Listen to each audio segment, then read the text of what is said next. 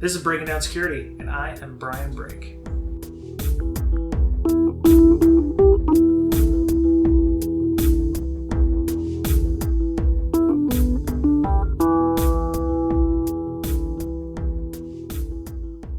Welcome back, listener. This is Brian and Mr. Vetcher for Breaking Down Security. Hey. I'm so excited. How are you, Mr. Vetcher? What's going on? I did some upgrades last week, so, we had a whole big mess last week with the Hangouts, and it was about 150 degrees in my office, but I've got some audio upgrades, which I hope work. I hope we're recording all this just properly. Onward and upward, trying to make it so I don't have to use two computers, make it easier to travel, that kind of thing. So, and you'll be in a fancy studio before too long. No. I don't make that much money. I was trying to figure out a way to make it easier for us to record when we go to DerbyCon, because I'd like to actually get a table or get some kind of meetup where everybody can sit around and talk about something, not just like we did with all the podcasters, but like people who are interested in talking about some of the talks, that kind of thing. Maybe do like a roundtable discussion if possible. I'm just trying to think a little bigger than what we did last year. So, but yeah. So, how you been this week, Mr. Retro? What's been going on with you? Oh, fighting hackers. Oh, that's yeah. That's all we do, right? As blue teamers, try to improve, kick them out, detect them, improve our defenses, that kind of thing. So yeah, been working hard. Very cool. Were you trying to do a segue there? Because it actually works. I mean, you talking about kicking people out and understanding those things. Yeah. It goes to our series of rejected talks that we were doing. This is our second rejected talk. Last week we had,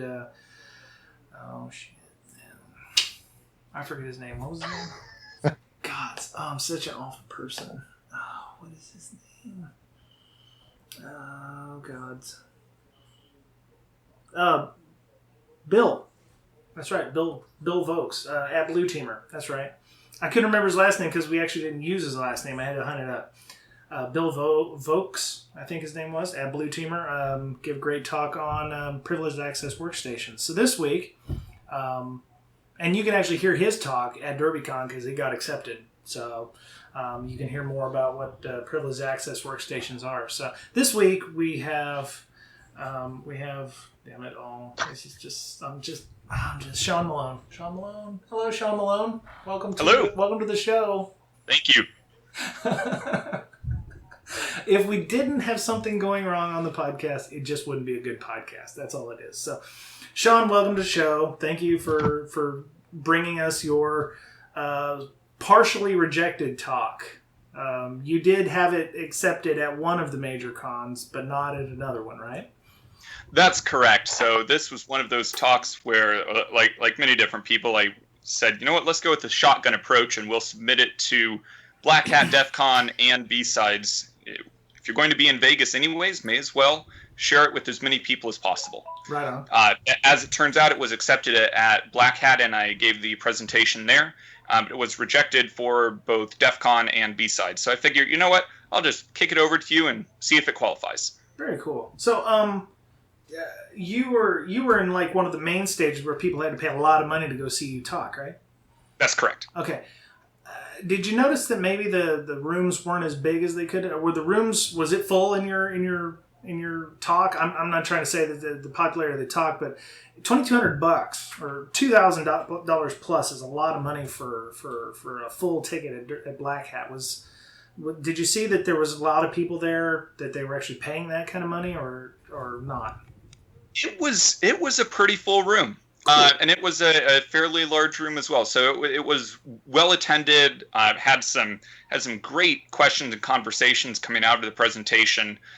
You're right though. It's not quite the same level of massive crowds that you get at DEF CON when the tickets are a tenth of the price. Yeah.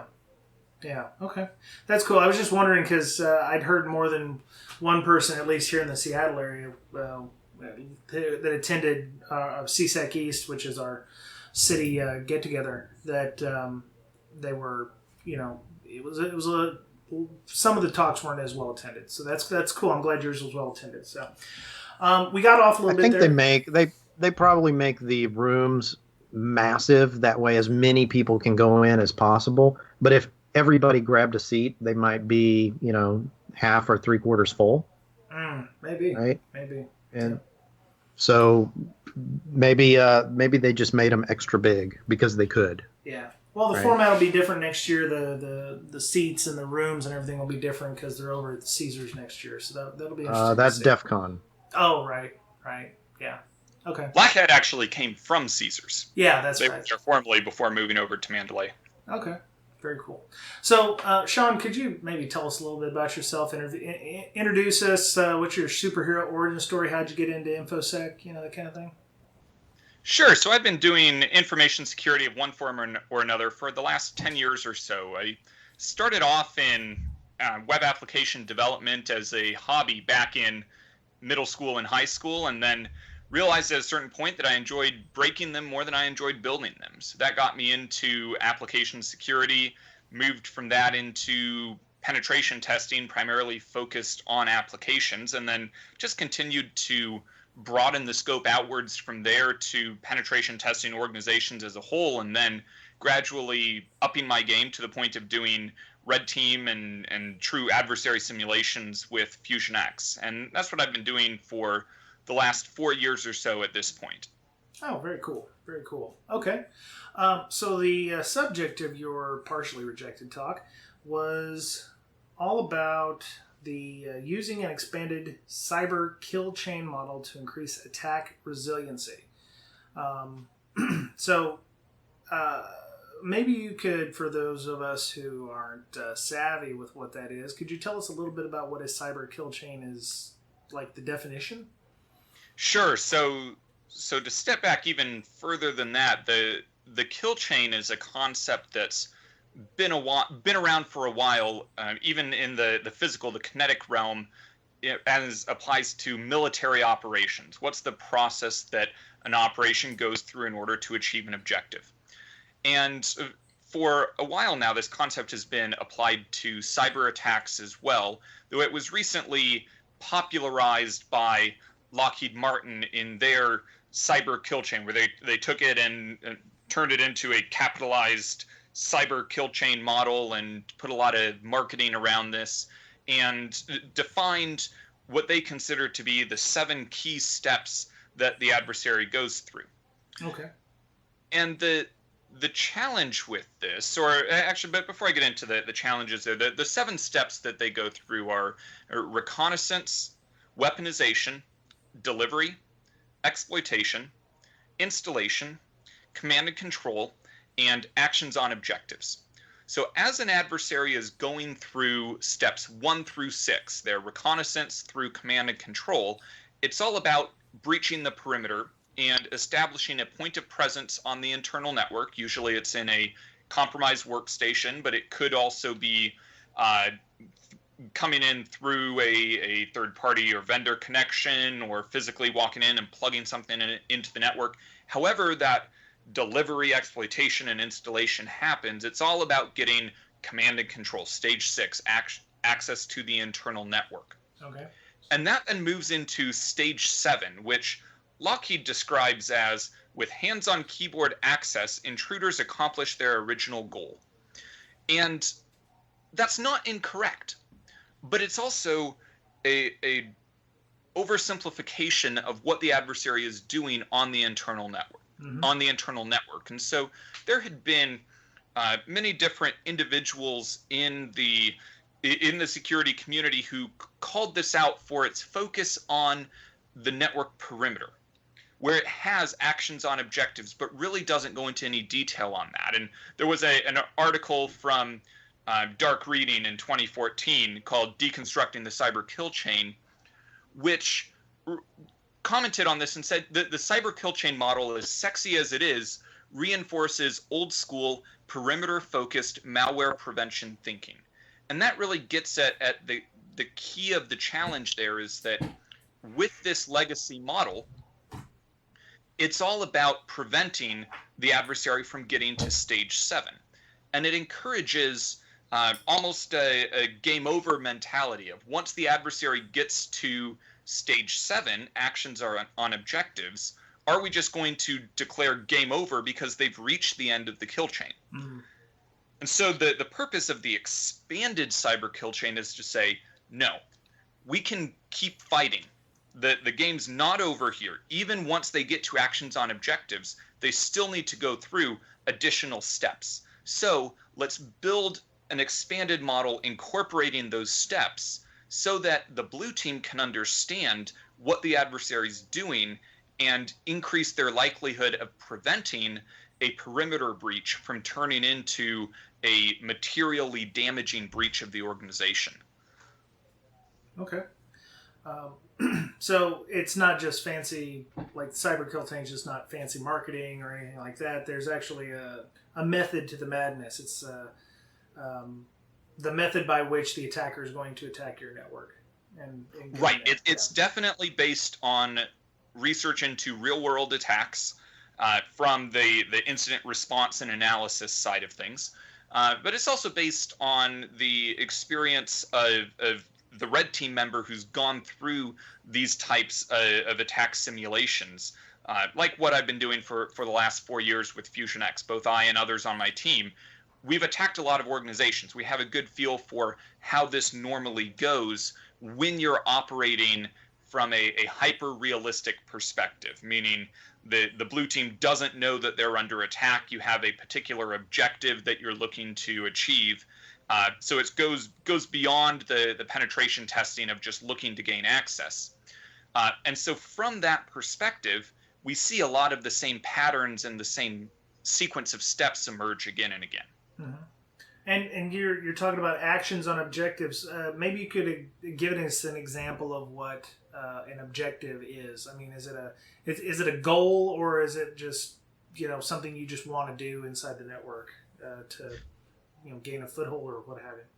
Sure. So every real-world adversary is going to have a motivation. What is it that gets them to attack an organization? For some, it may be a financial motivation. For others, it's ideological. For others, it's look at Anonymous, look at LulzSec. Some are just doing it for the lulz. They're doing it for their own reputation. They're doing it because it's fun. But whatever it is, they're going to have a motivation. And whether it's getting money, increasing their own prestige, whatever it is, they have objectives that are in line with their motivations. So under financial theft, they may be looking to modify queued wire transfers and redirect payments. We saw this with the hack of the Bank of Bangladesh, where it was close to $100 million that was stolen at the end of the day. We see this with the attacks against the Ukraine power grid. And then also, even more recently, for the coup attempt in Turkey. That provides a very strong motivation to hijack a television broadcast and be able to broadcast your own propaganda, your own version of what's happening on the ground that fits the message that you're looking to get out. So all of these different types of objectives are what we mean by actions on objectives, and what leads to the creation of the internal kill chain and the target manipulation kill chain. Okay. So it really goes beyond simply technical objectives of now I can log into this system or now I'm a domain administrator, and looking at the business level objectives from the adversary's perspective. Okay. Mr. Betcher, do you have any questions? In the installation, it says installing malware on the asset. It doesn't really have to be malware, right? It can be just getting admin user, right? And being able to troll through a network because you've stolen a VPN account, right? That is correct. So several comments on that. First, everything in the legacy cyber kill chain comes directly from Lockheed Martin. So that's something where I can't take any credit, nor did I want to change what they had sort of put out there and established as the standard cyber kill chain. That said, any model is going to be generalized. So it's not always going to occur exactly as stated there. And I agree that installing malware may not actually be required if you can do something like hijack a VPN account or plant your own device on the internal network. Okay, so I'm looking at the was it slide 8, and you're talking about the expanded kill chain, which is a model you guys have kind of developed over the last few years. Right. So this is a model that I developed, which essentially takes the legacy cyber kill chain and continues to build on it. It takes the final stage 7, actions on objectives, and first explodes that into the internal kill chain, which includes internal reconnaissance, internal exploitation, enterprise privilege escalation, lateral movement, and target manipulation to achieve an objective. And then we take it one step further and explode that final stage of the internal kill chain, target manipulation, into its own target manipulation kill chain. Mm-hmm. Because even once the adversary gets access to the target systems, they still go through this additional process to first conduct target reconnaissance, exploit the particular target, weaponize malware specific to achieving their objective. So in this case, we're not talking about malware that provides command and control access, but rather perhaps malware that redirects wire transfers or manipulates a industrial control system environment. They then need to install that malware on the target systems and finally execute at a point that is advantageous to them. Okay. And this could be simply a script that exfils data, right, at a slow rate. Correct. Or something like that. Correct. That's what we mean by malware. It's just malicious software. It can be any type of executable running or any command. Right. It could be as simple as a single command. It could be a more complex script. It could be a modified binary or backdoored firmware. There was one case where we were attacking an industrial control system, and we wrote a modified piece of firmware that would disconnect what was being reported back to the centralized control station from what was actually going on in the field. So not only could we then change the outputs of this control system, but we also blinded the individuals in the control center so everything would look like it was okay. So that's what we're talking about in the target manipulation kill chain, and that one is highly objective specific. Okay. It's going to depend very closely on what your objective is to determine what the steps you go through at that point will be. Well, it's almost like when you get to the target manipulation, you're almost repeating the legacy kill chain over again, because you have to do reconnaissance just like you do in the cyber kill chain. You have to do exploitation. You have to install some kind of software on that box specifically. Is it just like with target manipulation? Is that for like specific systems? Like you get on a regular Windows box, you could probably just do the legacy kill chain. But for target manipulation, you'd want to do like for specialized systems like maybe a mainframe or control systems, that kind of thing. Is this more of a specialized systems like what do they call that for the banking, the financial system? Was that started with an S? It was like their financial trading. The Swift system. Swift system, yeah. Would the Swift system be like where you would want to use something like the target manipulation kill chain? Exactly, and that observation that you just made is completely correct. And what led into sort of comparing and contrasting this with different models that can be used, because it is the same steps in a different context. Mm-hmm. The process of weaponization, installation, and so on is going to be different, but it is the same type of step again. What this is recognizing or attempting to highlight is that the adversary should need to go through steps on the internal network that are at least as difficult as the steps that they took to get onto the internal network in the first place. Mm-hmm.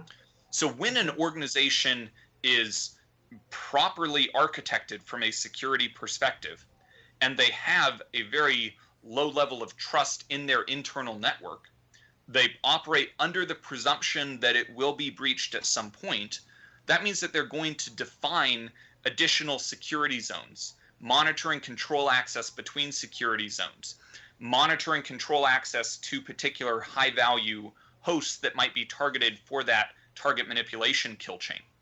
And there are so many different controls that go into that, but it's all about identifying when an adversary is moving through these steps, even on the internal or target manipulation kill chain, and having that visibility and the understanding that they will need to go through all of these additional steps.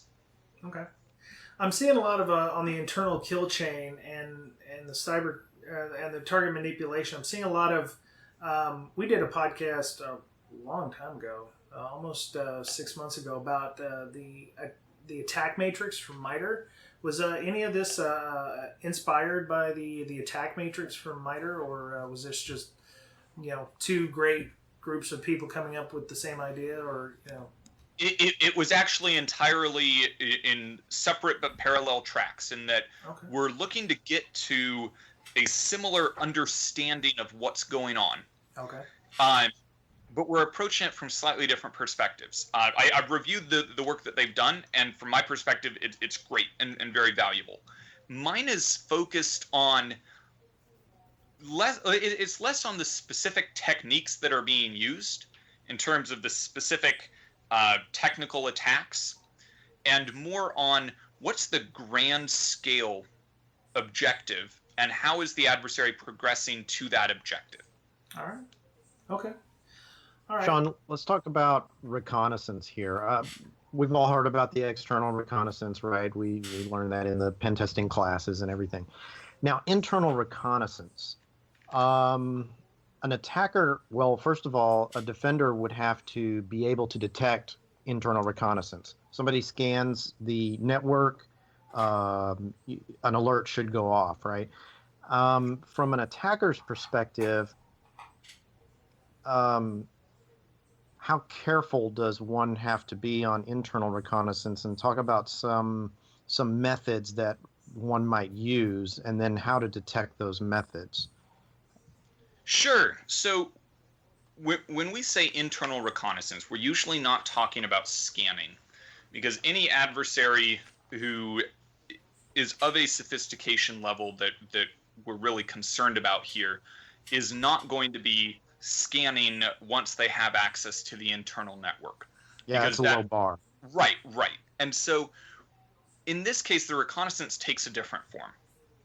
It's first conducting the DOMEX, document and media exploitation, of the initial foothold, the compromised workstation that they have access to in most cases, if there's been a successful phishing attack or a drive-by download, whatever it is.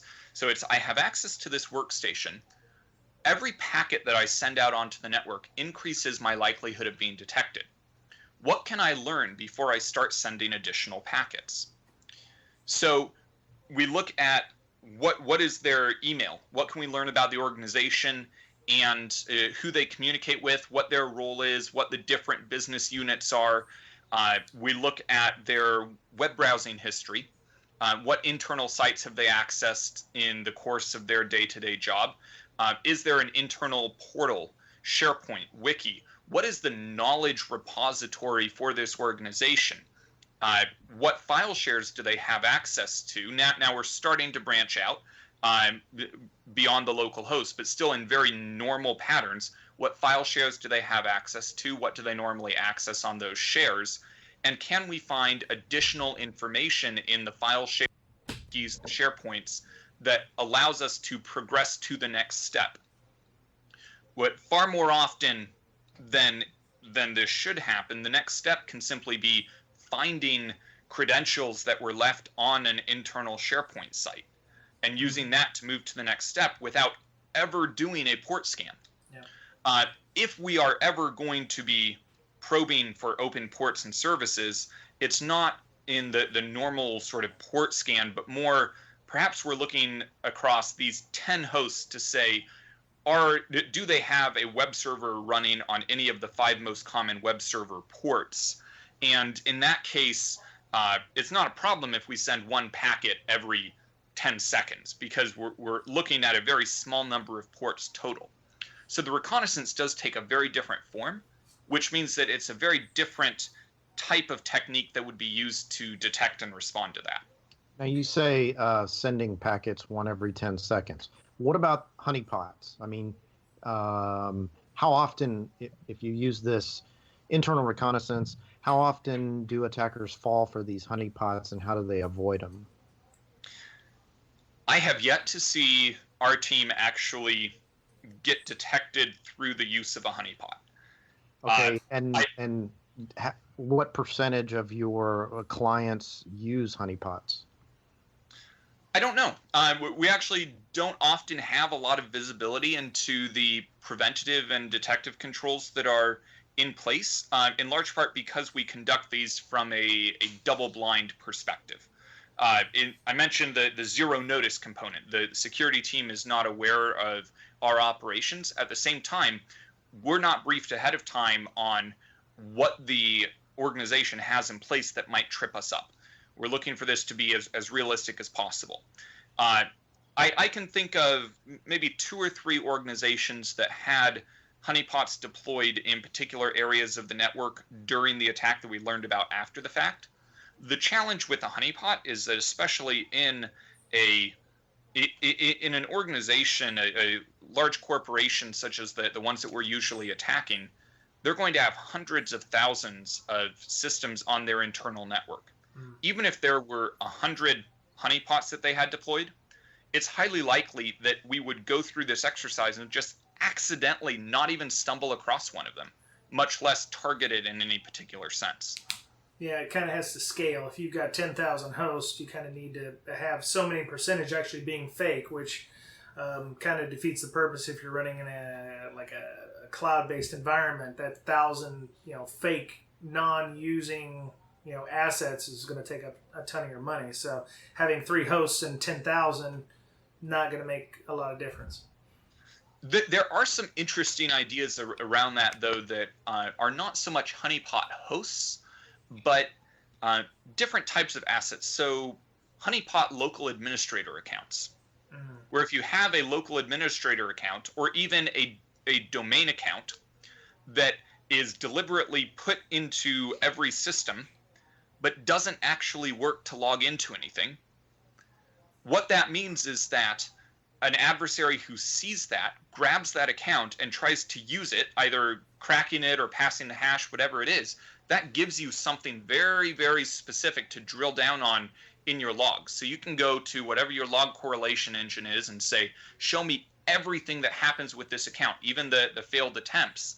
And you know that account should never be used on a normal basis, and that looking to use that account to migrate to new systems is likely to be in the playbook of most adversaries. So there are, I'll call them honeypot concepts as opposed to honeypot hosts that can be more effective. And we're seeing that discussed more, but we haven't yet seen our team get tripped up by that. Yeah.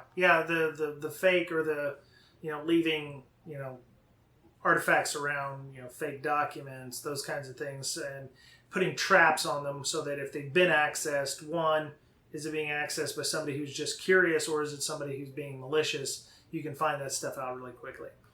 Right, and those types of items often scale much more easily. Okay. Are there any procedures to recon post-exploit the patient 0 to see what the capabilities are on that host? Like, do they have proper logging enabled? Do they have a forwarder on box? Things like that. Yes, and that's absolutely one of the first things that we'll do. When we get on a host, there are 2 priorities. One, get persistence in a covert manner so that if our connection dies for some reason or another, we have a way to get back in. We have something in place that will phone back home and provide us with our access again. And then only closely behind, or just barely behind that in terms of priority, is understand what are the controls on this box. What is it that we need to be careful of as we proceed further? So do they have particular antivirus or anti-malware solutions? What logging is enabled? Where are those logs sent? All of those items are going to be critical elements of determining the next path forward. Okay. Speaking of the cyber kill chain, on slide 10 you have OODA, which a lot of military people understand. Is this just another thing that's moved into civilian world as well? I mean, we do borrow a lot of military terms, and bring them in. I don't know if it's marketing or what, or if a lot of people are just ex-military, but could you maybe explain what the OODA loop is? Sure. So first, I think it's completely correct. We are seeing a lot that's brought over from the military world into cybersecurity, because as this continues to be essentially a new domain of war, a lot of the same concepts apply. We only need to look at the current United States election and all of the political intrigue around who's hacking whom and does that actually have an impact on the election cycle to understand that this is significant. Mm-hmm. It's politically significant, and it has implications for warfare, for operations in the kinetic realm as well. Sure. And so the cross-pollination goes both directions there. So for the OODA loop specifically, this is one that comes from the world of a fighter pilot. When there's a fighter pilot in their Air Force jet in a dogfight, and they're going through this process of trying to observe a situation, orient themselves to that situation, decide what their best course of action is, and then act on that information. That's a very similar process to what an adversary is going through as they keep getting more information and more access to the environment. Mm. So observe, orient, decide, act. That's the OODA loop from the fighter pilot training. And the concept is, if the fighter pilot can go through this loop more thoroughly and more quickly than their adversary, they have the upper hand. They can make correct actions more quickly than the adversary can. In addition to that, if you can disrupt the adversary's OODA loop, because the enemy fighter pilot is making this same loop, whether or not they think of it in these terms, if you can disrupt that by feeding false information into their observation, or just disrupting something in their orientation process so they have to go back to observing, whatever it is, you can slow them down. Okay. So this is an alternative model, alternative to the kill chain, because one of the criticisms of the kill chain is that it really is the same steps again and again and again, as you called out. And so when you look at it from the OODA loop perspective, the adversary may go through an OODA loop in order to get access to the internal network. Once they're on a workstation, they go back to observing. That's the type of reconnaissance that we were talking about. And they go through that process, orient, decide, act again. And they may go through that process in order to then get access to their first server on the network. And then go through that process to go from server access to, now I have a enterprise service account that lets me log in anywhere. Now I have access to much more information, time to observe and orient again. And they go through this process to the point where they can access the systems that they care about, the target systems, and then observe, orient, decide, and act in order to manipulate the target systems. So from one perspective, it's a loop. At the same time, it's more of this linear kill chain model, because as the adversary goes through each loop, they're moving closer and closer to their goal. So one alternative method is to say, well, let's combine a line and a circle with the OODA loop and the kill chain and say it's a spiral. The adversary goes through these different stages of reconnaissance, exploitation, escalation, and lateral movement, but at the same time, they're drilling in further and further to get to their end target. Okay. Yeah, now it makes sense, because I'm like, well, how does the circle make it? But yeah, as you get closer and closer and closer down in, then yeah, you're continuing with the loop. But yeah, that's very interesting. It's very nice graphic. So yeah, it makes perfect sense actually. But then yet another challenge to even the spiral model is that seems to imply that there's one correct path that the adversary goes through, and anyone who's done any sort of offensive security engagement knows that there's never one path. There are often multiple paths that might work, and there are certainly multiple false starts along the way, where you look to get to the next step and you try this technique, that technique. Some of them will work, some of them won't. And so yet another alternative is the tree model, where you start at a particular origin point and you spider out from that point. It's almost like a lightning strike, where the lightning starts up high in the sky and works its way down to the ground, reaching out feelers to the point where it hits the ground. And then what actually lights up is the return path going across the final path there and discharging the built-up energy.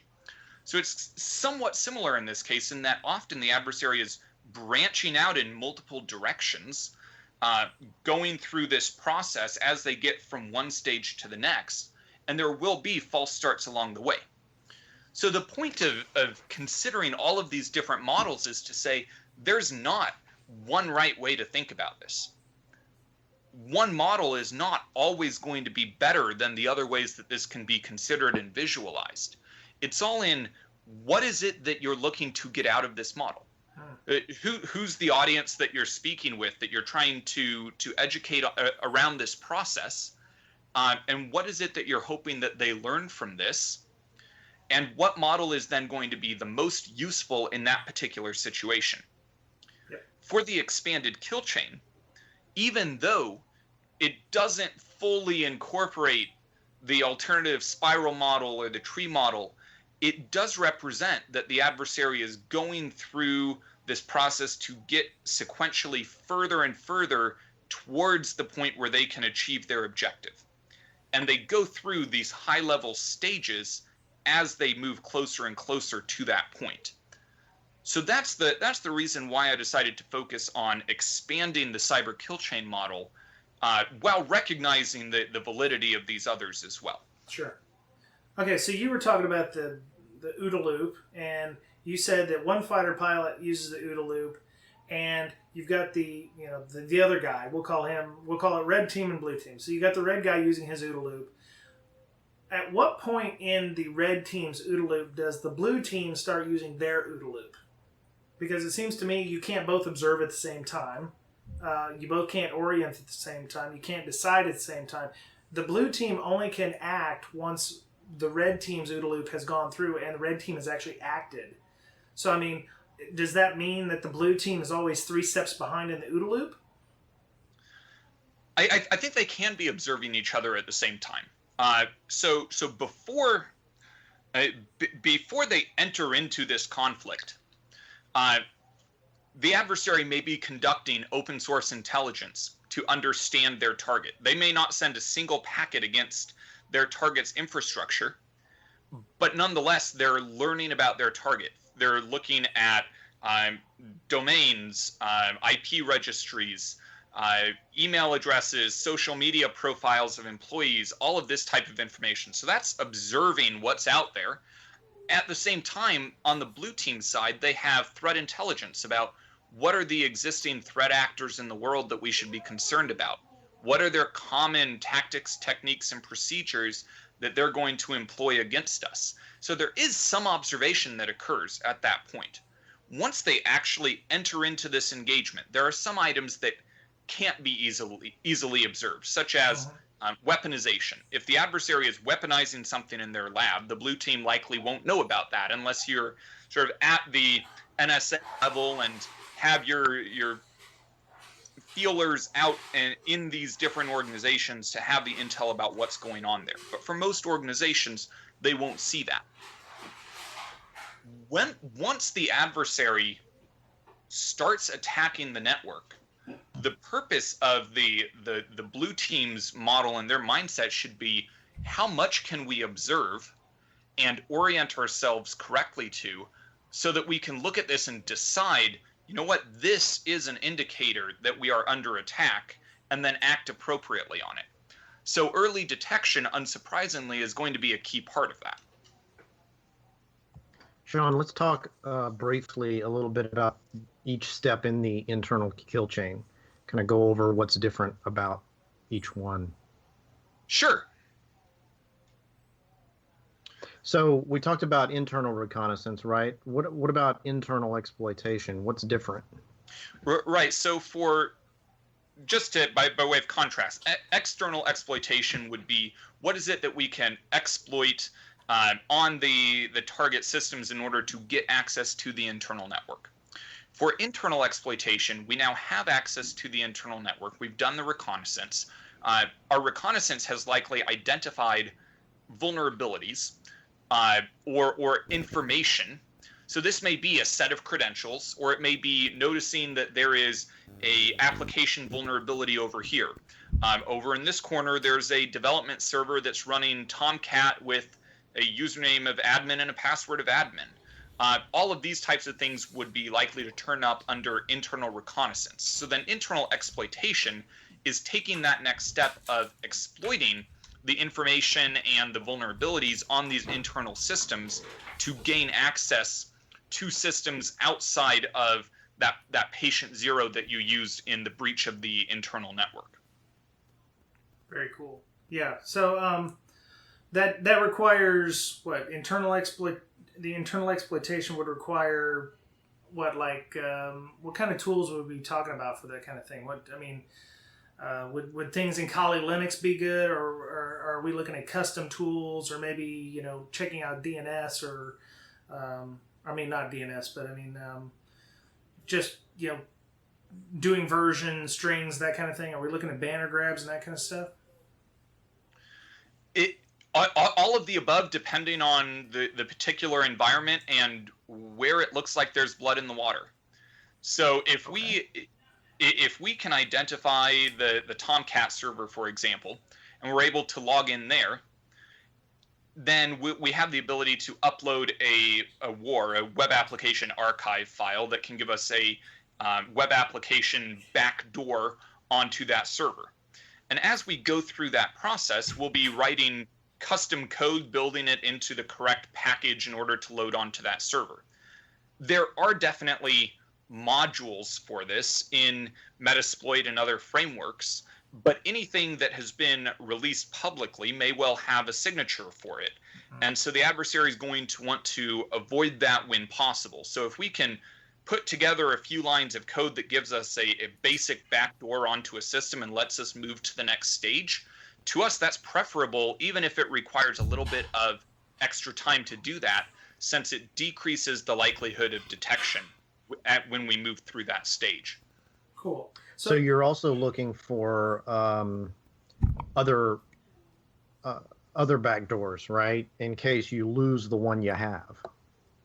That's correct. So when we spider out through an organization and access these other systems, we'll look to establish additional points of presence so that when our primary workstation goes offline, whether it's because it's detected and pulled off the network to be analyzed and reimaged, or simply we were on a laptop and somebody closes it up and goes home for the day. We want to have multiple additional points of presence on the network so that we can continue the operation, even if our initial ones are removed. So why does the internal kill chain take so long to do? You're talking about internal recon taking 1 to 2+ weeks, internal exploitation taking 2 whole days, PrivEsc 1 to 3 days. I mean, why does it take so long for that? Is that because you have to move slowly, or is it because it really takes that long to actually find that niche in the armor, or that chink in the armor? So this is due to the low and slow approach. So this is not the timeline that you would likely see in a penetration test. Most penetration tests these days are more smash and grab style. You're coming in, you're getting the level of access and stealing that flag as quickly as possible, and it doesn't matter if somebody hears the glass break along the way. Right. it doesn't matter if the alarm goes off because you're not really looking to evaluate their overall capability to detect and respond. Okay. They may be looking to see, okay, yes, we saw when you were scanning, we saw when you ran this utility, but that doesn't really answer the question if we were going to be attacked by a truly sophisticated adversary who's looking to remain undetected. Can we do that? Can we detect and respond effectively? So this is looking at it from that perspective, because when these major breaches occur, it's usually not that the adversary got in and achieved their end objective within a few days. Yeah. Usually it's that the organization was breached for a matter of months, and they didn't find it. Yeah, I think so this is what we see in the wild. I think the Verizon data breach report every year, they say the average is anywhere between 15 to 22 months or something like that, where they just sit in there and once they gain access, they don't do anything because they just bide their time because they want to make sure that, maybe they caused a little bump in activity where somebody was starting to look at something, then they go quiet. They want to lay low until the heat's off, in the vernacular, criminal, but and then they move along once the suspicion is gone. Right. So that makes sense. Okay, that I understand. Right on. So lateral movement. Maybe we could talk a little bit about how lateral movement works with regard to once they've gotten access to it. I assume all of this internal stuff is after they already have a foothold, after they're already inside the system. They're just trying to move and spider out to the other systems. Right. Yeah. Right. So the next two stages here are enterprise privilege escalation and lateral movement. Mm-hmm. And the enterprise privilege escalation, this is taking the same concept of privilege escalation of going from a normal user account to a root or system level account and having that full level of control and scaling it up. So it's great to have root access to a system. It's better to have root access to an entire corporation. Okay. So that's what we're looking to do here is gain access to the service accounts, the unprotected SSH keys, other types of vulnerabilities in core authentication systems such as Active Directory, generating those golden Kerberos tickets and so on that give us this very high level of privilege and the ability to log into many different systems. So that'll be key then when we get to the next step of lateral movement. Lateral movement should be, so if our enterprise privilege escalation has been very effective, then our lateral movement is more about pivoting than exploitation.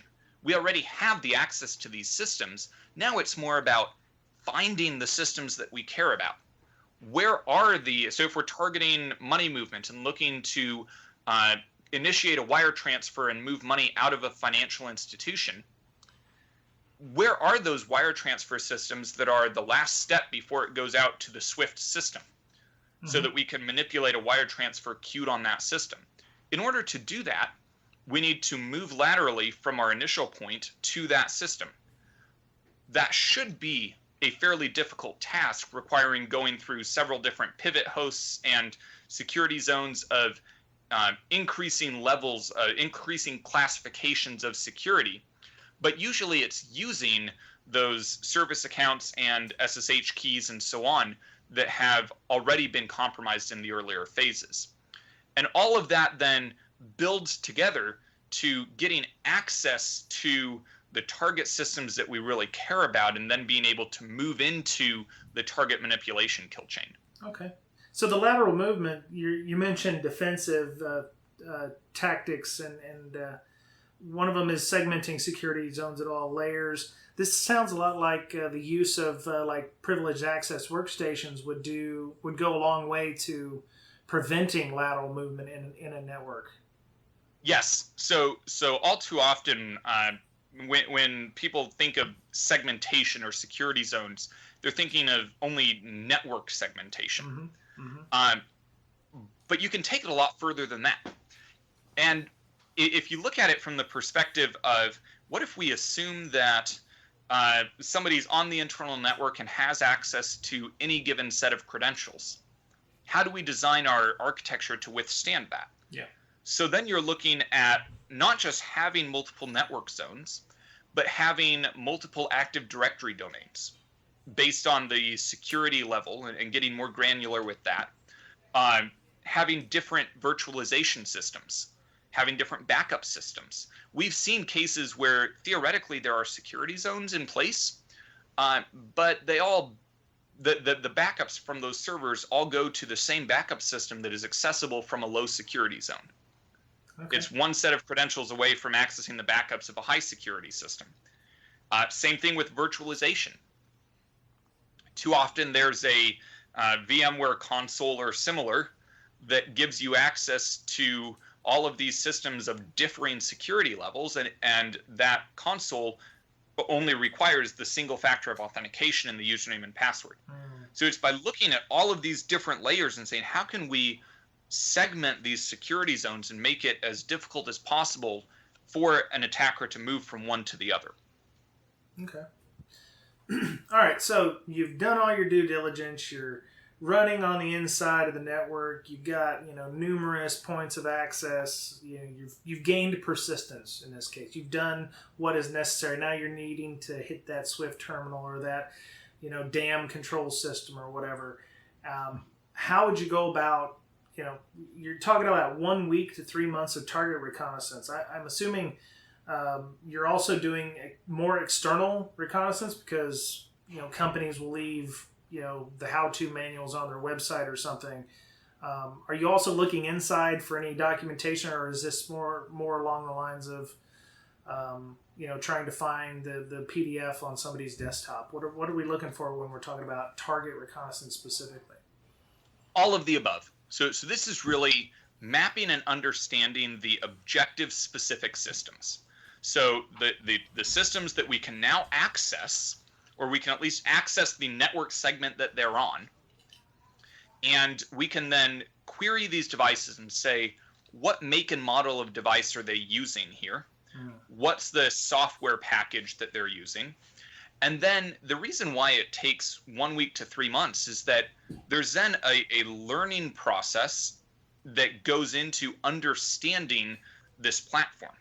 If we were looking to simply turn off their systems, that can be done very quickly. There's not much understanding required.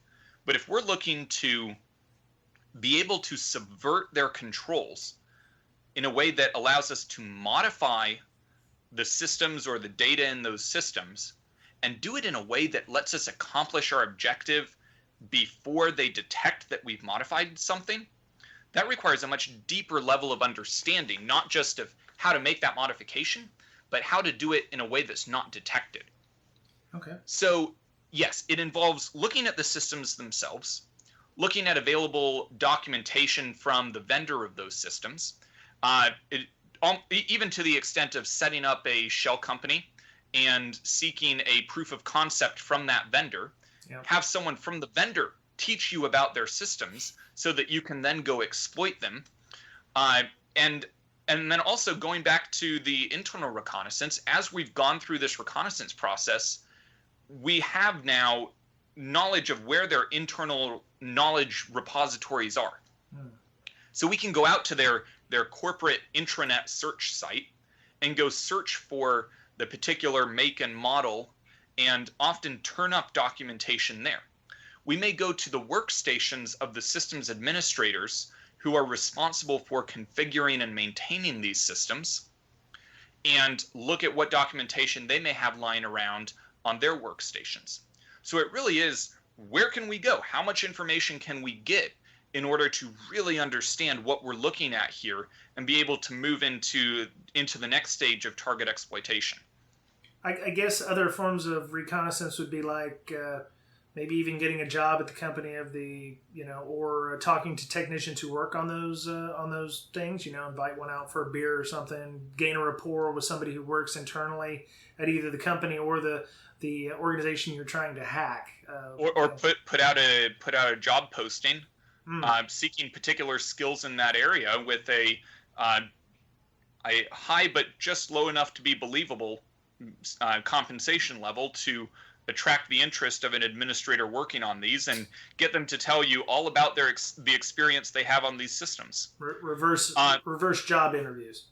Right, and I mean, we've done this in the case of particular hardware that was necessary in order to print a given financial instrument pertinent to the target corporation that we were attacking, and it involved calling the vendor and saying, I'm looking into the security of the software, and I'd like to get access to the utilities necessary to run this printer that I got from a surplus shop. And something as simple as building that rapport and saying, hey, can you help me out here? Very nice, very nice. Okay, so once you've done all that, you then drop from 1 week to 3 months to target exploiting in only an hour. Because I assume at that point you've either gained enough information to be able to hack it, or you found that they've backdoored, they put backdoor credentials in there, because some firmware does do that. Right. So exploitation is the process of actually gaining access to the target systems. Yeah. Okay. So at that point, usually there's a trust relationship between systems that we've already compromised and the target systems that we care about. So if we already have access to the credentials for a system administrator authorized to log in because we've compromised the Active Directory domain, we'll then simply use those credentials. So exploitation may be as simple as logging in as an authorized user. It may also be default credentials that were left in place on an industrial control system. But it usually is a very quick process if the enterprise escalation and the lateral movement have been done properly. Very cool. And it may be changing source code on the next build, right? Yep. Very nice. So weaponization, that's just... So if you've already got access to the box, what do you need to weaponize a payload for? Is that just to change the function of the device, very much like Stuxnet was doing, where they changed the piece of source code and made it, This is writing Stuxnet, or whatever the equivalent is for your objective. It may be writing a script to modify the destination accounts on wire transfers. It may be writing a script to push out malware to all of a user's workstations to brick those systems and make them inoperable.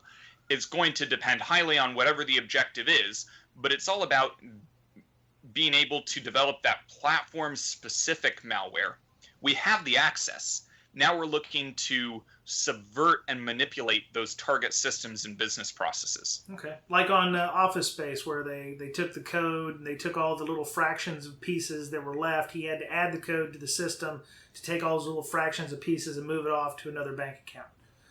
Right. Or in Mr. Robot, when they're looking to overheat all of the backups. They have the access that they get. They have the Raspberry Pi that's been planted, and now we need to actually deploy or to weaponize this to build the malware that's going to control the thermostats and cause the backup centers to overheat. Very cool. Okay. So after obviously it takes time to reverse engineer that. I would assume the weaponization would come from the Reconnaissance if you could gain access to source controller binaries that you could reverse engineer. At that point, using what you got during Reconnaissance actually is helpful in the weaponization and installation of the software itself. Right. So this is usually done in a lab environment. So we're looking to duplicate the target environment, go out and purchase surplus equipment, or like I mentioned, the proof of concept, whatever it is, to be able to have a environment that mimics what we see in our target's production environment, so that we can extract and decompile firmware, reverse engineer it, and patch it, or create scripts that interface with it in a way that will achieve the objective. Once we have that in place, the installation, again, is very straightforward. We already have the access. We have a weaponized piece of malware, and the installation is simply deploying that malware to the target systems. All right. Very cool. Yeah. So once you've installed it, it only takes a second to do execution. I guess at that point, is execution more of a trial and error? I mean, will you go through weaponization, installation, execution more than once if something you've done hasn't worked out? And obviously, it must be quite noisy at that point, right? If you've done your recon and your weaponization well and have tested it in a target environment, you should have a very high likelihood of execution working on the first try. But yes, if something fails, you'll reset to the target reconnaissance and try to figure out, okay, what failed? What was there something that we missed here? How do we adjust course and give it another go? Yeah. The key thing to note about execution, though, is that there may be a long period of time, months even, between installation and execution, depending on what timing the adversary wants. Because the adversary has they're making the decision at this point as to when to pull the trigger. Every day they wait increases the likelihood that they could be detected and eradicated. But if they've gone 6 months without being detected and eradicated, there's a good chance they could go 6 months and a week. And so they have some flexibility here, and we'll time this to align with their broader objective. So it may be particular market conditions if they're looking for financial gain. It may be geopolitical operations, like with what we mentioned with propaganda for a coup attempt. Mm-hmm. You may get to the point where you have the ability to hijack a television broadcast and sit on that for months until you're actually ready to launch this coup, and then push your video out to the television networks at that point. So there might be sub-objectives. You may be wanting to affect an election in a specific country, or you may want to sell the shares of stock in a company that you have, on both ends. So you're gonna buy when it's, or sell when it's high, and then you're gonna hack it. There'll be a drop in price. You'll buy them again, and you're gonna make profit that way. I mean, there's sub objectives that you may get, like a plan B and a plan C. That's correct. Okay. So you have some very good news for all the blue teamers. You say every control will fail, and that's the resilient mindset when you're trying to build a resilient enterprise. So that's quite positive of you, that every control will fail. You even have it in big red letters, and bold big red letters. It's recognizing the reality of the situation, that any given control by itself is likely to fail at some point. Okay. You have a network perimeter. You have email filtering. Perhaps you've deployed a solution to detect when payloads are trying to be sent via email. But there will be something that gets past that.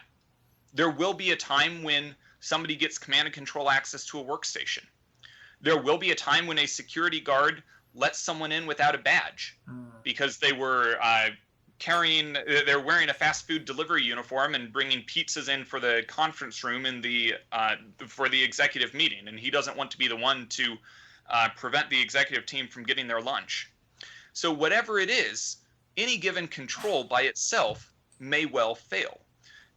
And so if you operate from that perspective, if you operate under the presumption that the adversary will at some point have access to the internal network, they'll have access to any given username and password, and they have access to all of the documentation, the network diagrams, all the other specifications about your most important systems, you would likely design your environment rather differently.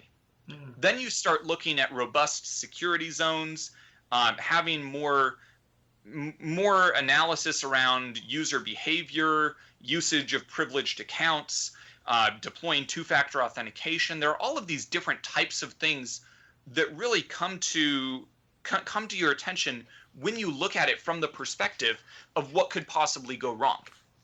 And we've seen organizations that we've worked with for the last 5 years or so, where we attack them year over year over year. And they're getting much better. They're getting much harder for us to attack by taking on this mindset and looking at their environment as from the perspective of every control will fail, and does our security architecture overall as an enterprise, account for that eventuality. It sounds like the You assumed have to breach look- thing. Correct. That's one piece of it. Assume that your perimeter will be breached, but further than that, assume that the adversary will have a domain administrator account at some point. Yeah. And similarly with every other control. Yeah, look no further than antivirus, right? It catches a lot of things. I mean, it'll catch Mimikatz, like you mentioned. But there are a lot of things that get by it. So you have to put in extra controls to make up for that deficiency. That's right. It's looking to build this defense in depth architecture such that you have as many chances as possible to detect and respond before the adversary can achieve their objective. Yep. Yeah, I like your graphics about changing the economy down here. You were talking about the value of the adversary of the defended asset. We've talked about that before, where you're increasing attacker debt. I mean, you call it return on investment, but you're basically making it so expensive for the attacker to get in, versus by time or by money or just effort, that you're discouraging them from wanting to do it. And that's a psychological thing. If you can get them to the point where, like, it's not even worth attacking because all I'm going to get is just pittance, or it's not worth $5 million if I'm only going to get $3 million worth of IP or assets or ability. If you can ramp it up to where they're spending hundreds of hours trying to get into something, they may just decide it's not worth it at all and move on. That's right. We want to put a defense in depth model with a control set, broadly speaking, a combination of prevention controls and detection controls in place, such that for most levels of sophistication, it requires longer for the adversary to achieve their objective than it does for the defending team to detect and eradicate that intrusion. This forces the adversary to increase their level of sophistication further and further as it gets harder and harder to attack this organization.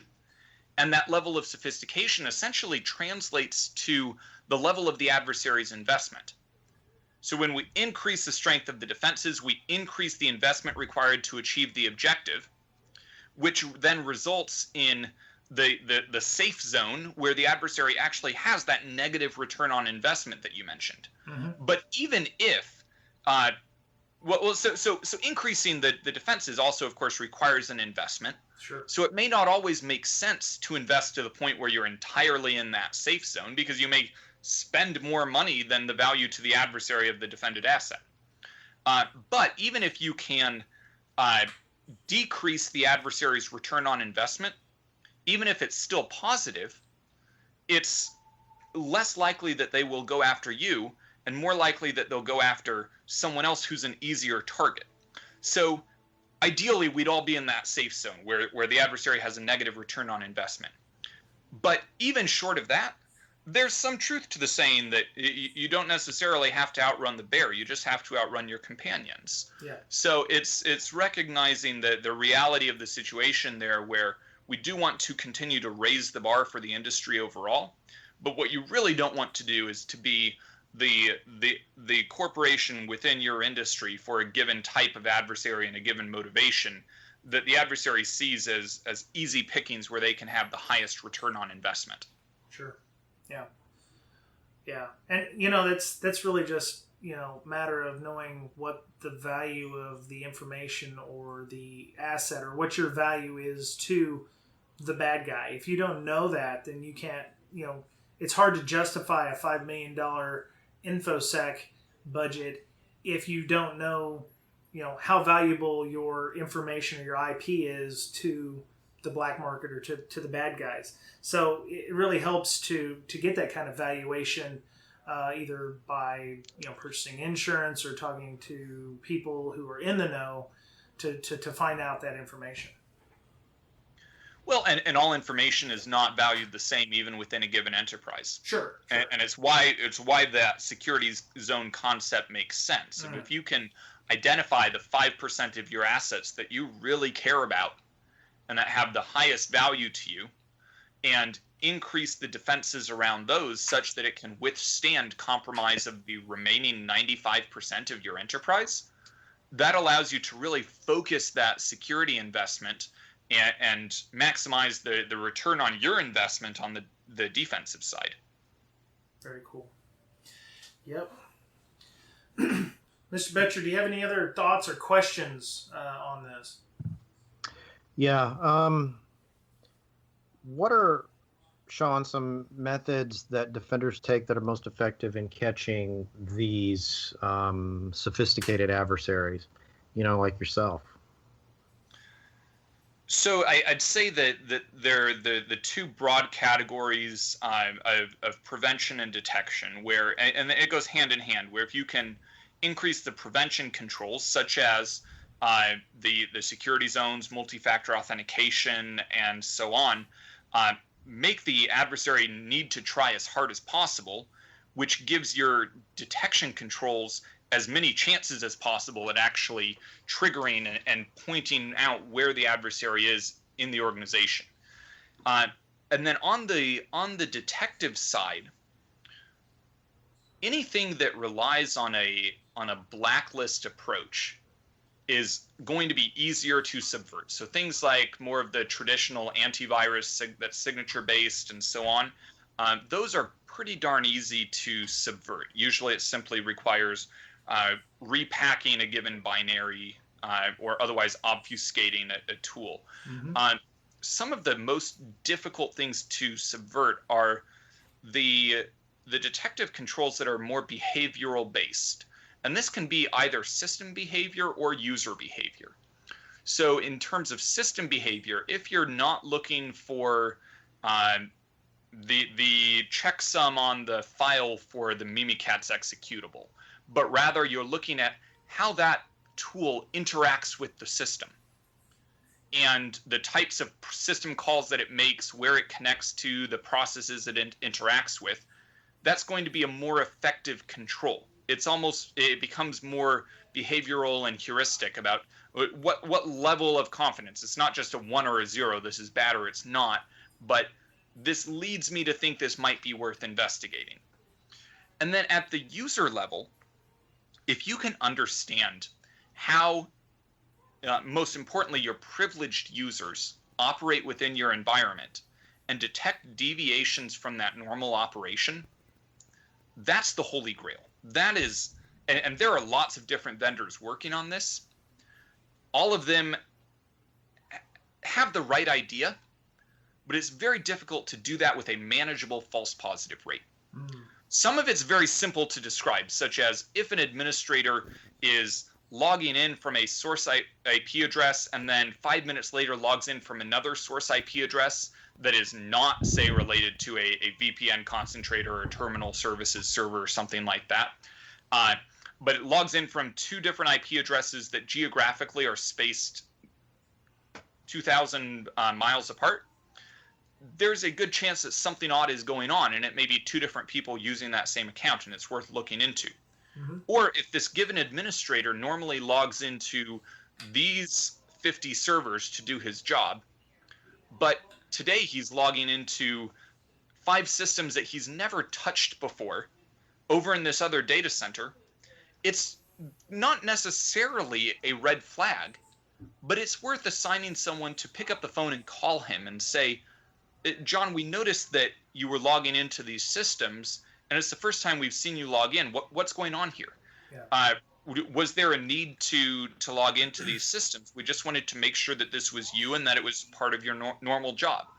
And if you can get those types of events down to the point where it's a manageable work queue for an individual to go through in the course of their responsibilities, you both have a high likelihood of detecting when an administrative account has been compromised, and it gives you an additional chance to catch an insider threat of an administrator who it was that administrator, but he's acting outside the scope of his authorizations. Yeah. So if you've got the web, the web admin on, trying to log into the Active Directory server, for instance, the web admin should never and would never have access to the Active Directory.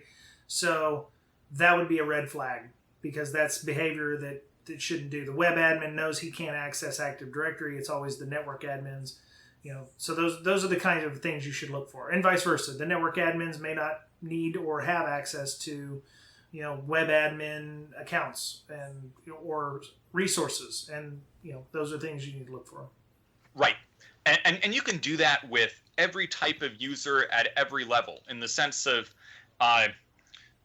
why is Mark from the payroll department running a PowerShell script on his computer? This just doesn't make sense. Or this user, maybe you do need to have macros enabled for your Office documents because some users use them. But the finance team is known to use them on a fairly regular basis. But this individual in marketing has never run a macro on his workstation before. But now he does. Why? So again, it's not necessarily that we know immediately that this is bad, but it's all about what are the pointers towards something worth looking into further. Yes, that makes perfect sense. Behavioral analysis is definitely the holy grail. I mean, companies are trying to, create machine learning and tools that will, find those kinds of incidents of compromise. That will, go, okay, why is Bob running macros on his host because he shouldn't be doing that, or we've had PowerShell running on this box that has never ran PowerShell before. So that, those are the kinds of things that machine learning tools and quote unquote artificial intelligence is trying to help with regard to infections and ransomware and nation state attacks and those kinds of things. Right, and it's very easy to throw out examples of things that should be caught. It's very easy for the various vendors offering solutions in this space to demo this in a lab environment that they control. It's a lot more difficult to deploy this in a way that actually provides meaningful results in a large corporate environment where there's so much noise, so many different events, no two users are exactly alike. So that's the real challenge, is getting these solutions smart enough to be able to have the real concerning events rise above the noise level. So Sean, back to the kill chain. In summary, what do you want people to most take away from this talk? I'd say it's two related items. And the first is recognizing that there are a lot of additional steps that an adversary needs to go through even once they have access to the internal network. And so if we can understand those steps, then we can understand how to implement controls to slow them down and detect them going through those stages. And then the second related item is that we don't need to admit defeat simply because someone got onto the internal network. It's not game over when the adversary gets to stage 7, actions on objectives, because that will take the adversary some significant period of time in the presence of a well-architected environment and a robust security architecture and that defense in depth posture. It will take them some significant amount of time to go through that process. And so by understanding how this all works together and this more complete expanded cyber kill chain model, the defending team is able to adjust their mindset and the architecture and the controls that they have in place to really decrease the risk of a truly materially damaging breach of their organization as far as possible. Nice. Yeah, that's that's definitely a very, it's a good lesson to learn, especially from your talk. I wish that more people had had a chance to see your talk. So, well, no worries. So they are actually able to see the slides from the presentation at least. Okay. Those are available on my website at www.seantmalone.com. That's SeanTmalone.com. Nice. Okay. There's a link right there at the top that says, hey, if you're looking for the expanded cyber kill chain, here it is. Very nice. We'll put that link also in our show notes. So, Sean, also, how would people want to get a hold of you if they wanted to outside of the podcast here or on your website? Is there other ways of doing that? Certainly. So they can reach out to me via email. It's sean@seantmalone.com. That email address is also on my website, or they can shout out on Twitter. It's @SeanTMalone. Okay, so the T is like Tiberius or something like that, like Sean Tiberius. Not quite that cool. It's Thomas. Okay, all right. But you see, when SeanMalone.com is already taken, you want to sort of use that consistent username across the different platforms. Yeah, no, that makes perfect sense. So, do you develop software yourself? Do you have a GitHub or anything like that where people might be able to use your tools, or is that all just trade secret? So I have some things that are out on GitHub as well, and I actually have a project section of my website with links to that. I actually had a past DEF CON presentation on building a JavaScript botnet and using it as a distributed storage infrastructure to essentially store files in the web data cache on the computers of people visiting a given website. Very nice. Okay. And people can search for that. Is it Sean T. Malone as well, or is it? Yes. Okay. Excellent. Okay. Well, Mr. Betcher, how would people get a hold of you if they wanted to discuss with you blue team related items or more kill chain stuff themselves? Yeah, just follow me on Twitter. You can IM me at Betcherpwned, BOETTCHERPWNED. You're going to get a shorter Twitter handle soon, right? Yeah, I'm still talking to the guy that's at Dot. Oh, yeah, that one would be impressive if you could get that one. Yeah. Yeah. So the official Breaksec Twitter handle is at Breaksec, BRAKESEC. You can follow me, Brian Brake, at my name, Brian Brake, at Brian, BRYANBRAKE. We just recently did our write-up for our DerbyCon CTF. We raised over $1,000 for Hackers for Charity, which I thought was pretty awesome. We only got 650, I think, last year, so we definitely made some strides in helping Hackers for Charity. We have a Patreon. If you find value in Sean's talk today on the podcast or any of our other shows, you might think about leaving us a little something in the tip jar. Or you can donate as much as little as $1 or as much as, I don't know, sky's the limit. You can do $200, I guess, per episode if you wanted to. Don't do $200 an episode. That would be crazy. But we appreciate that. That would go to helping us with hosting costs and just basically time that I spend editing my gaffes on the podcast. So that'll always be welcome. And we donate most of it or all of it, like we did last year, to Hackers for Charity anyway. So if we don't use any of that money, then it goes to Hackers for Charity. So we're on Facebook. We're on we have a Tumblr. We have a LinkedIn group.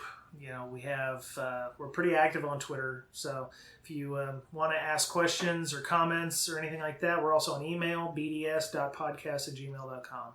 So you can hit us up there. We have an RSS feed. We're on iTunes, Google Play Store. There's pretty much no place you can't find the podcast. And feel free to tell your friends, especially if they're looking for CPEs for things like ISC squared. Podcast 1 hour equals one CPE. So there's always something to think about. Sean, thank you for coming on. I'm glad your talk didn't get fully accepted everywhere. Is that a good thing? That'll work. Okay. Well, I hope that people will listen to this and have your talk elsewhere. Are you going to be speaking anywhere in the near future? Are you going to be at DerbyCon, for instance? Not at DerbyCon. Okay. I do have this submitted to a number of additional conferences, but none that I've heard back from yet. Okay. Well, I hope they hear this and actually have you on, or I don't know. Would having you on the podcast actually make acceptance worse? I'm not sure. I'm still new at this whole rejected talks thing. If anything, I'm happy to be able to share the topic with a broader audience through the podcast. Fantastic. I don't think it would have that much impact one way or another on the conference acceptance. Okay. Okay. And plus, you're always modifying and updating it, so I'm sure there's other things you can add to That's it. right. So, yeah. All right. Well, yeah. Thank you again, Sean. If you have another topic, that not necessarily a talk or anything you'd like to come on and discuss, that would be great. I'm gonna give a plug out there. If you guys are looking for pen testers, sounds like Sean's company over there at I forget the name. Damn it, that's another guy. It's, FusionX. There it is. I was waiting for the damn slides to load. But yeah, if you guys are looking for pen testing stuff, sounds like Sean and them got something great going on over there at FusionX. So and particularly for any individuals and corporations looking to really go beyond typical penetration testing and more into that realm of true adversary simulation engagements. Yeah.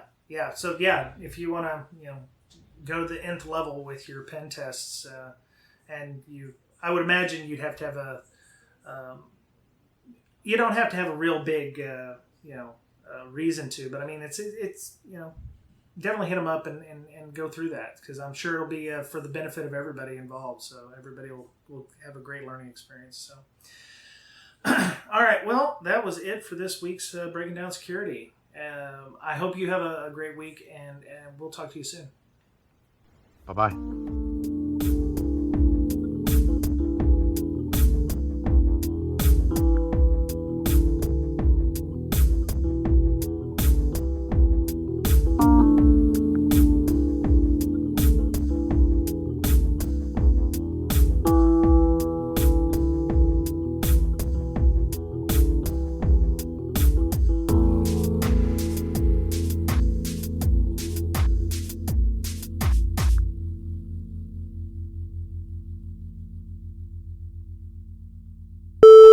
And we're clear.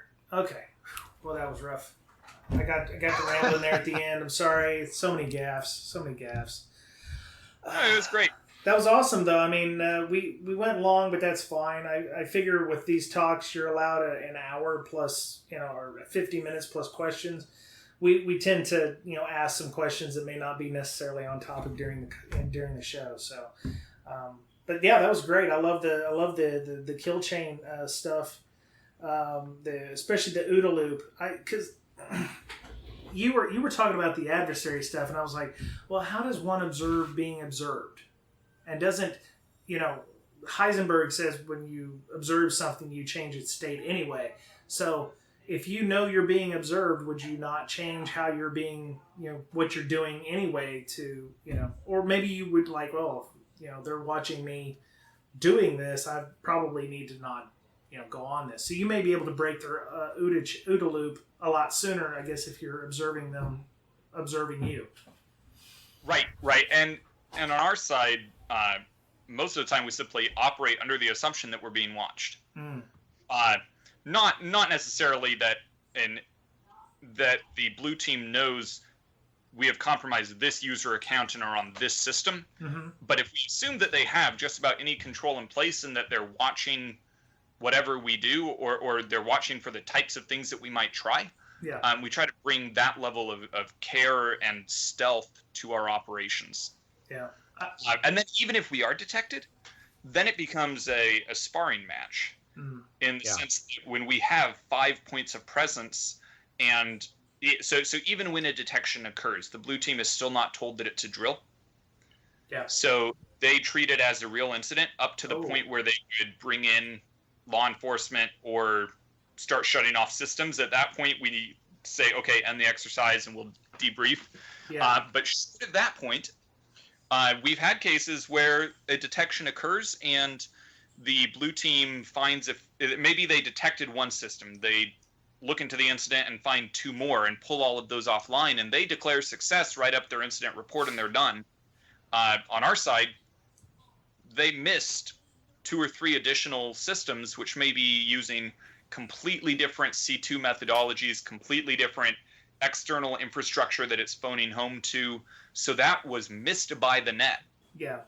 So we'll go dark for a few days, a week, wait for things to calm down, and then pick up and continue from that point forward. Do you use low hanging fruit, like say Meterpreter or something, to give them like the false sense of, hey, we got it, we figured it out, and then you're sitting over here with your own custom made stuff, keeping a bulkhead because they assumed, oh, we found the Meterpreter stuff, it's cool, we don't have to look anywhere else. Sometimes, okay. Yep. And then in addition to that, we will make things as hard as possible for them to reverse engineer. And for them to trace back. So once we have that persistent access to a given host, our first objective in moving laterally is usually to compromise systems that we can use as tunnel points. So if we can find switches on the network with default credentials, that lets us then SSH to that switch and tunnel everything through that SSH channel, and then go from there to the next stage, and so on. And as we go along, we're modifying logs and such on these devices so that the commands are not showing up in the history there. And this then lets us develop tiers of compromised devices. So tier 0 would be our initial point of access. Tier 1 is anything we access from that compromise point, and then tier 2 and so on. So usually we'll have at least 2 protective tiers in place before we actually go out and start attempting to compromise additional systems or connecting to target systems. Yeah. So anything that's riskier is done through those additional layers of obfuscation. And when we get an inkling, when we're observing the observation, we see something's changing here. The behavior of this system has changed. I can no longer log in. Somebody logged into RDP while I was logged in, and they might have seen something that I did. Whatever it is, we'll then burn a few layers back. We'll say, okay, we're logging out here. We're never going to use this system again. And that means that the responding team then needs to trace us back through those multiple hops, which, unless they're logging all network traffic, is usually very difficult to do. What methods of persistence on Windows hosts do you prefer or use most? He's just asking for a friend. Right. No. It varies depending on the controls that are in place. Do you install a service? Do you just stick to run keys, or? So usually it's not run keys. Sometimes it'll be. Sometimes we'll have some form of hidden scheduled task. Sometimes it will be something as simple as creating a wrapper for a binary that is executed on a fairly regular basis, such as Microsoft Word or something like that, where the program actually runs, but it also launches our so DLL process. And there are also some tricks with the different widgets in Windows 8 and so on. And further the desktop widgets that get loaded at boot, and just all sorts of different areas. Basically, anything that's going to run on a regular basis is something that we may try to inject into. Cool. So, like a side loading, DLLs or whatnot. Yep. Okay. Cool. Widgets. I hadn't thought about that. Yeah. So, what kind of reports do you give to your clients? Like, when it's all said and done, you just like barf everything and say, "Here's how we did it." So we have our reports, and then we have the sort of briefings separate from that. And the reports have the detailed technical findings, a compromise narrative of everything that we did to go from point 0 to full compromise, and then sort of the high-level summary and recommendations. And our findings and recommendations have sort of 3 types. There's the technical findings, which are exactly what you would expect. This system has a weak password.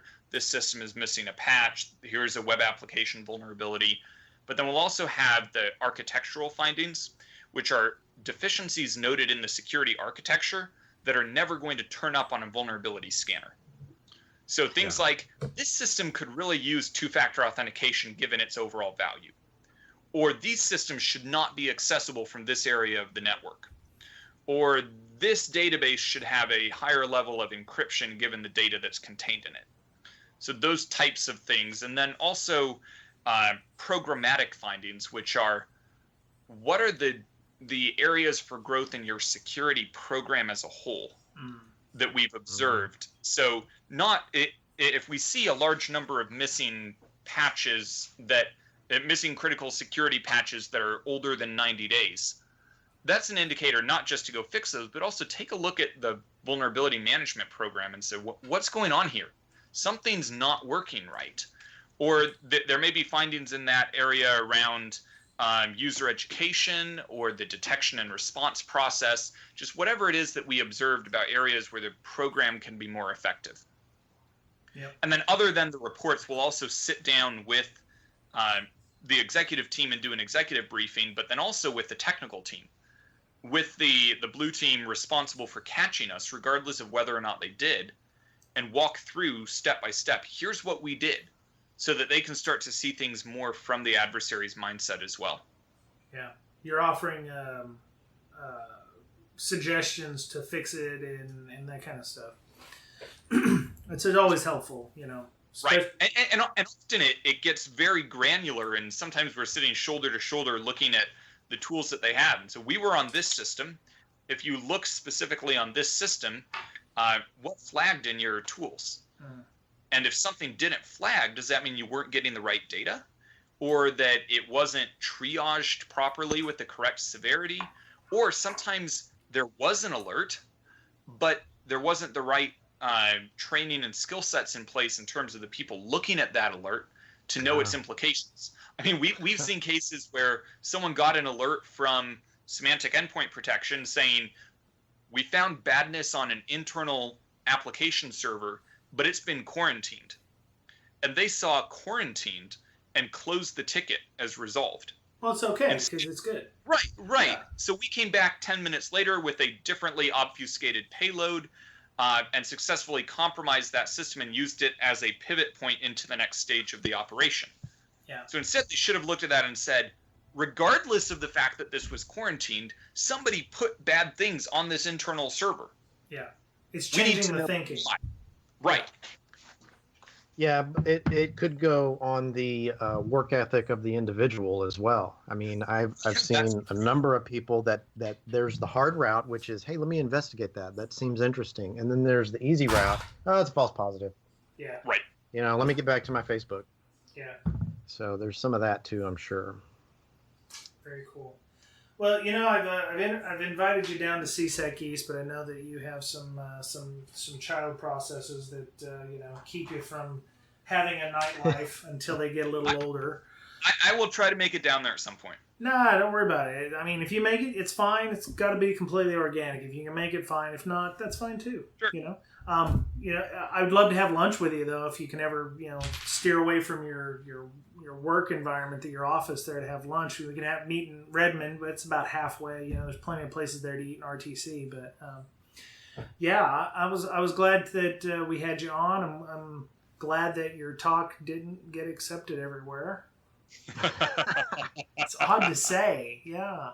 So, if you've got anything else you'd like to come on and talk about, that'd be great. If you could send me the contact information for your friend about talking about how to keep the bad guys in the, because this would be a good blue team talk for, okay, we found you, haha. We want to steer you. That would be a very mature blue team, obviously, but. If they're in there, go ahead. It's like searching for the total package. You can't just go, oh, let me block that IP because I see they're coming from there. And so you block it, and then maybe they're coming from a different IP that's not on your list or not in the IPS. Yeah. And you never detect them. Yeah. That sort of thing. Yeah, they move through a different tornado. There's some of that. Yeah. You have to be careful of what action you take as a defender. No, that's cool. And like I said, steering them and doing like Tyler, asking about what Tyler was asking. That's quite an impossible task for some blue teamers. It's just easier to, burn it down and start over instead of learning about what the attackers are trying to do for either ISAC purposes or anything like that. Well, and even if you can't steer them, to just know with a high degree of confidence, this is where they are. These are the accounts and systems that they've compromised. We're watching these very carefully, and we can see how they're using this infrastructure to access other pieces of infrastructure. We know our environment well enough to know what these accounts can and cannot access. Mm-hmm. So we know if they are one step away from achieving their end objective, which would be very bad for us, or you know what, they're still 10 steps away. Yeah. We've got some time here. Let's keep watching and understand as they go through this process so that we can connect as many dots as possible before we actually pull the trigger and look to eject them from our environment. Yeah. Yep. All right, guys, I got to get. Yeah. So, Sean, it's great to meet you. Likewise. Great podcast. You got some great content there. You're well spoken, and I'm glad to have met you. Glad you were on the cast, and maybe we'll see each other in person sometime. Yep. Sounds great. Yep. Yeah. Thanks, Sean. Thanks for being so patient with our technical issues. Like I said, it was a new configuration, so I'm sure it'll all work out. Mr. Betcher, thank you for coming on, and I think we have. Yeah. Okay. Okay. Cool. All right. Very nice. Good night, gentlemen. Good night. Later. Bye.